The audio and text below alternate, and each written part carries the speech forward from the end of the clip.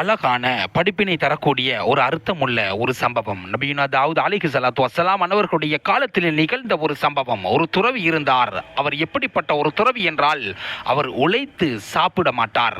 அவர் தினமும் கையேந்தி இறைவனிடத்தில், யா அல்லாஹ், என்னுடைய கலாக்கதிரில் நீ இன்றைய உணவை என்ன உணவாக எழுதி இருக்கின்றாயோ அந்த உணவை நீ எனக்கு தருவாயாக என்று தினமும் துஆ செய்யக்கூடிய ஒருவராக இருந்து அவருக்கு கிடைக்கக்கூடிய உணவுகளை உண்டு கொண்டு இருக்கும் ஒரு துறவியாக அவர் இருந்தார்.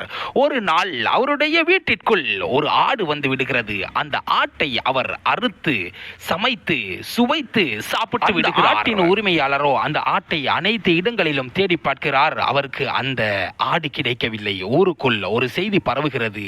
இந்த துறவியினுடைய வீட்டிற்குள் ஒரு ஆடு சென்று அந்த ஆட்டை அறுத்து இந்த துறவி சாப்பிட்டு விட்டார் என்ற ஒரு செய்தி பரவ இந்த உரிமையாளர் அந்த துறவியிடம் கேட்க அந்த துறவியும் உண்மையை ஒப்புக்கொள்கிறார்.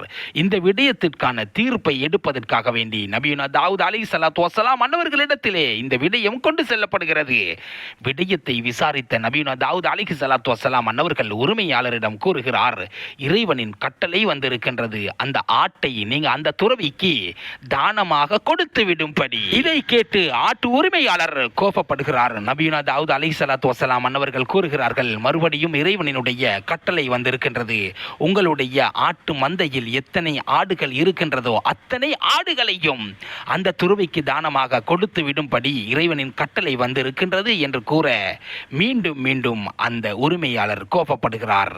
மீண்டும் நபியுனா தாவூத் அலைஹிஸ்ஸலாத்து வஸ்ஸலாம் அன்னவர்கள் கூறுகிறார்கள், இறைவனின் கட்டளை மீண்டும் வந்திருக்கின்றது, உங்களிடம் இருக்கும் அனைத்து அடிமைகளையும் அந்த துறவிக்கு கொடுத்து விடும்படி இறைவனின் கட்டளை வந்திருக்கின்றது என்று கூற கோபத்தில் கொந்தளித்து நின்றார் அந்த நீதி வேண்டும் என்று உறைந்து நின்ற அந்த உரிமையாளரை நபியுனா தாவூத் அலைஹிஸ்ஸலாத்து வஸ்ஸலாம் அவர்கள் ஒரு இடத்திற்கு அழைத்து சென்று இந்த இடத்தை ஞாபகம் இருக்கிறதா என்று கேட்கிறார்கள்.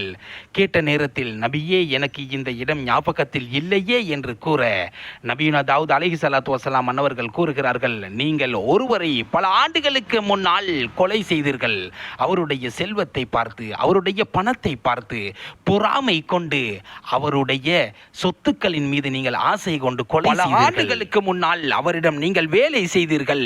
அந்த வேலை செய்து நீங்கள் கொலை செய்த நபரினுடைய மகன்தான் இந்த துறவி என்று கூற ஒரு நிமிடம் அமைதியாய் நின்றார் அந்த உரிமையாளர். அநியாயம் யாருக்கு செய்தாலும் எப்படி செய்தாலும் எப்போது செய்தாலும் எங்கள் மரணத்துக்கு முன்னால் அந்த அநியாயம் எங்களை தண்டித்தே தீரும் என்பதை நாங்கள் பயந்து கொள்ள வேண்டும்.